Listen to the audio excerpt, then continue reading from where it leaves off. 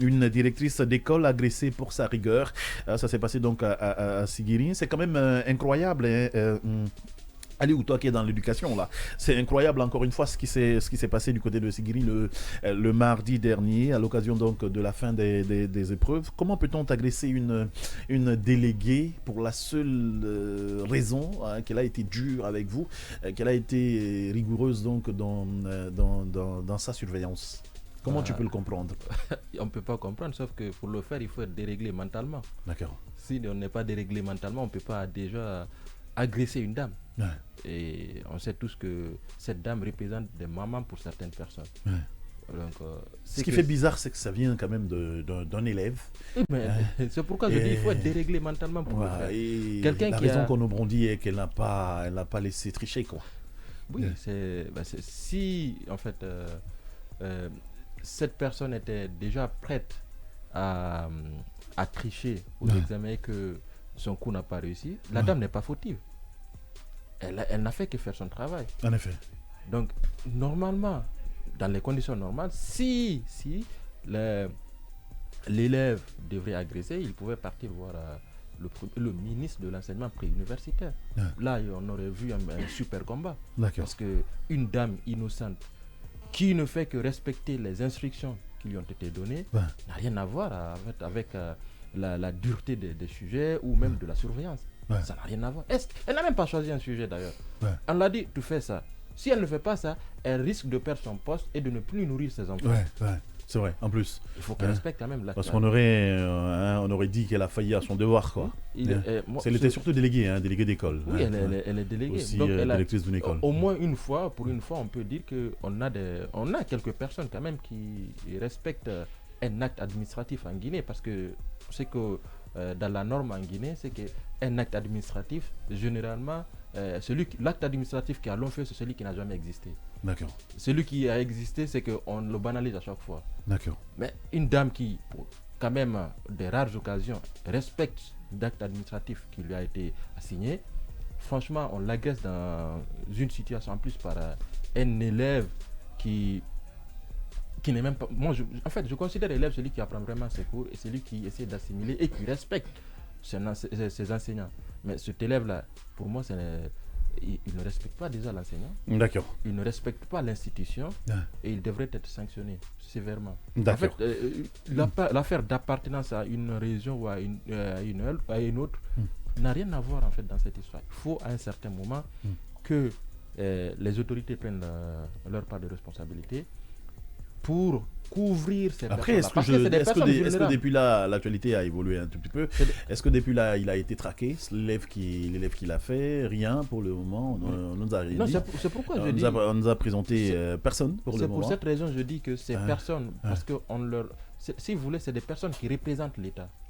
C'est l'État, l'acte administratif est donné pour que ces gens-là puissent venir devant ces élèves-là et dire ce que le ministre, en fait, ne dit pas. Donc, elles sont là pour... Est-ce que pour ton cas, tu es tombé sur un étudiant comme ça, un étudiant que tu empêches de tricher, mais qui ne veut pas lâcher, quoi? Ça arrive toujours, mais bon, moi, c'est différent. Moi, il y a toujours des réticences et il y en a même qui sont prêts à en découdre. Mais on est tous jeunes. D'accord. Donc, ça ne m'étonne pas. J'ai des petits frères qui ont le même âge que là où je démonte mes petits frères, je les démonte de la même façon. Donc, je ne me laisse pas faire. Alors, Yero, ce qui s'est passé à Sigiri démontre un tout petit peu le caractère inconscient des jeunes gens qui, au lieu de se mettre à travailler, à apprendre le long du cursus scolaire, mettent toute l'énergie, mettent tout leur effort dans le comment tricher. Et finalement, quand vous les empêchez le jour des examens, ça se passe comme ça s'est vu avec cette dame, quoi. Oui, c'est un acte à condamner. Allez, est-ce qu'on peut m'ouvrir le micro de Yero, s'il vous plaît, pour que la Guinée l'entende? C'est un acte à condamner. Là, c'est bon. Je pense que cette dame du nom de Aminata Keita, c'est la directrice d'une école. Je crois que c'est Rouen Assandé. D'accord. Une école primaire. D'accord. Donc, et le jeune homme qui a été déjà, comment on appelle, éliminé. Ah, il a été identifié? Oui, il a été identifié. Il s'appelle Nanamodou Traoré. D'accord. Même on a fait sortir son PV, c'est 220-212. D'accord. École d'origine El Hadj Oumar Tall. D'accord. Je pense que le jeune homme en question, donc la chaîne s'est déroulée au centre Sékou de Sékou Taminé Bari. Excusez-moi, donc je lis peut-être très mal le nom. Où ce candidat déjà éliminé pour fraude a décidé de prendre sa revanche en attendant la surveillante au sortir du centre d'examen. D'accord. Oui. Maintenant, ton avis sur son attitude? Oui, son attitude. Vous savez, moi, la lecture que je peux faire par rapport à son attitude, je pense que aujourd'hui, c'est de façon générale, l'enfant guinéen, aujourd'hui, l'élève guinéen refuse d'apprendre. D'accord. Parce que quand on voit tous ces actes-là, c'est parce que les jeunes ne veulent plus, réviser leurs cours. Et ils veulent faire, c'est-à-dire recours à la fraude. En effet. Ah oui. Et là-dedans, ils sont très ingénieux. Parce qu'on voit des manières de faire qui sont vraiment extraordinaires. Parce que même à Sigiri, je ne sais pas si c'est vrai, j'ai vu une fille qui a mis une calebasse là.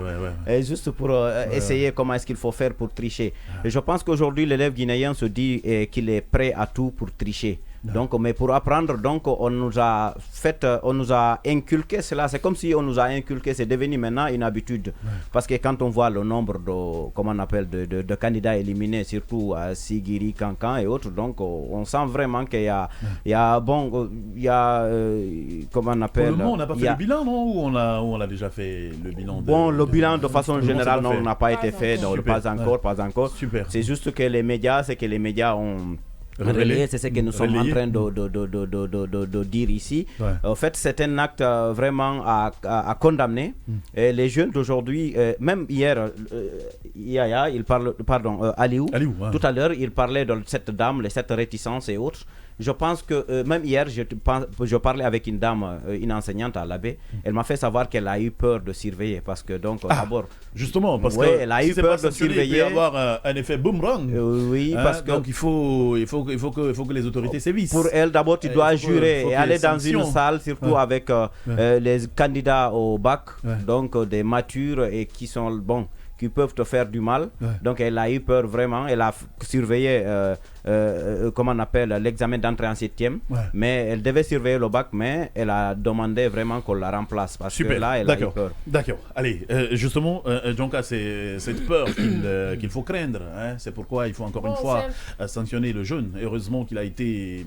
on nous apprend en même temps qu'il a été éliminé. Il a été éliminé, oui. Il est éliminé. Donc ça fait une bonne leçon. Je pense que, parce qu'aujourd'hui, c'est ce cas qui est sur la place publique, mais c'est des cas qui arrivent le plus souvent et c'est la preuve qui nous dit que l'éducation surveillants vraiment souffre et c'est le moment vraiment de changer cette donne.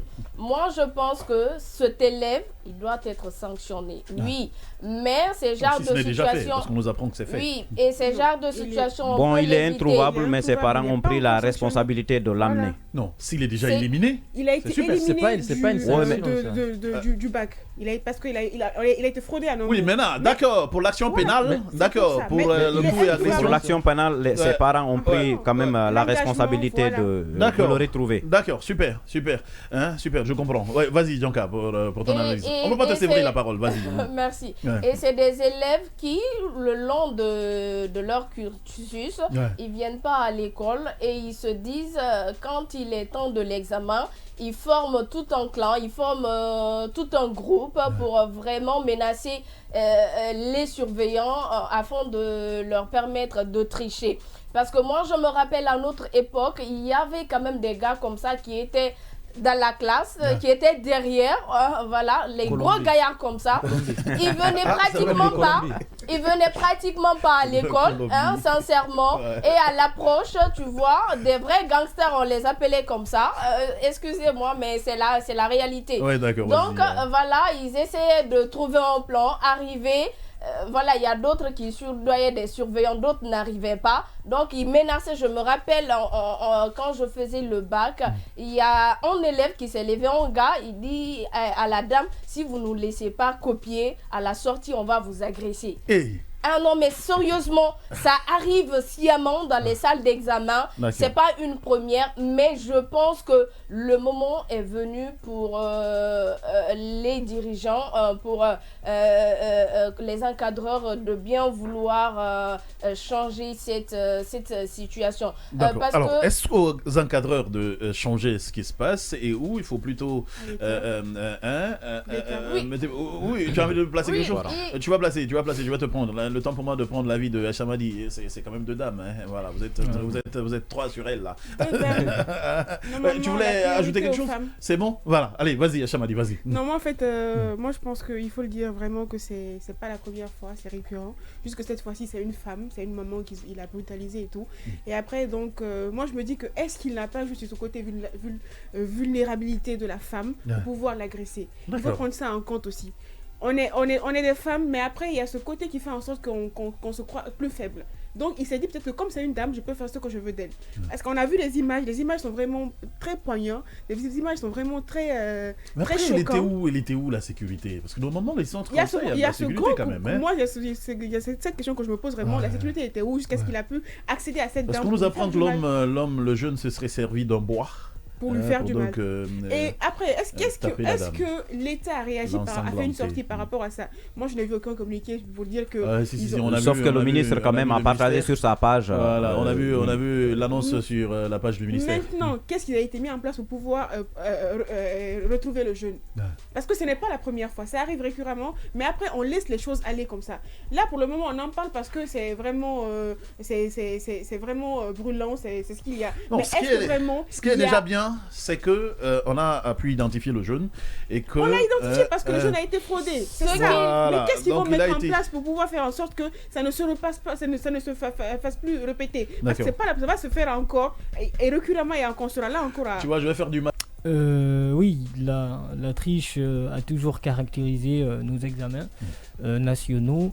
Ce qui me gêne, c'est de reparler encore de ces violences qui existent dans les écoles. Il n'y a pas qu'au lycée, il n'y a pas qu'au collège. Il y a de la violence même dans les écoles primaires, parce que tout part de là. L'école a un devoir vis-à-vis des enfants, des jeunes qui viennent apprendre. Mais l'éducation est partagée. Partagée entre l'école et la famille. L'école et la famille. En effet. Chacun ou chaque entité doit endosser ses responsabilités vis-à-vis de l'éducation de l'enfant. Je suis d'accord avec toi. Quand vous prenez aujourd'hui les jeunes qui se livrent à ces différentes violences, c'est parce qu'ils ont appris certaines choses au sein de la famille et finalement ça se transporte à l'école. D'accord. Cette dame agressée, pour moi, je pense qu'elle doit bénéficier de toutes les assistances. En effet. Toutes les assistances du ministère, de l'État, parce que cette dame est un exemple. Elle doit même être un symbole, c'est-à-dire le symbole de la rigueur vis-à-vis de tout ce qui tourne autour de la surveillance des enfants qui viennent composer ou bien mener leur partiel quand les examens sont appelés sur le territoire national. D'accord. Alors, est-ce que cette dame a bénéficié de toutes les assistances? Une question qu'on se pose. Il ne suffit pas simplement de mettre... ou encore de toutes les attentions d'ailleurs. Ok, il ne suffit pas simplement... Chamadi le développait tout à l'heure. Aucun communiqué jusque-là du gouvernement. Voilà. Même si on a vu en partie son image donc, sur la page du ministère. Il ne suffit pas simplement de mettre l'image de la dame, son corps avec du sang sur Facebook et bénéficier de certains commentaires ou de certains vues. Produisez-nous un communiqué dans lequel vous condamnez, mais de manière ferme, l'acte qui s'est passé en fait.